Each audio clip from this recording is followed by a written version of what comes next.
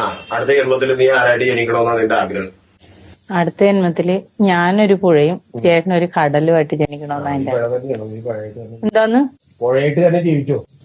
അതാവുമ്പോ എവിടെ കൂടെ ഒഴുകിയാലും അവസാനം ചേട്ടനിൽ വന്ന് എനിക്ക് ചേരാലോ. നീ അവസാനം എന്നെ വിടാൻ തീരുമാനിച്ചിട്ടില്ലല്ലേ? എന്നെ കൊണ്ടേ നീ പോകുള്ളൂ. വെറുതെ അല്ല ഈ കടലിൽ കിടന്ന് ഗർജിക്കണം.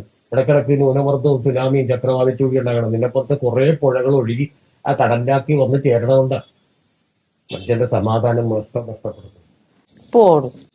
അതെ, ഈ കംപ്ലീറ്റും ഫിനിഷും തമ്മിലുള്ള വ്യത്യാസം എന്താ? ഒരു വ്യത്യാസവും ഇല്ല, രണ്ടും ഒരു അർത്ഥം തന്നെയാണ്. പൂർണ്ണം പൂർണ്ണം.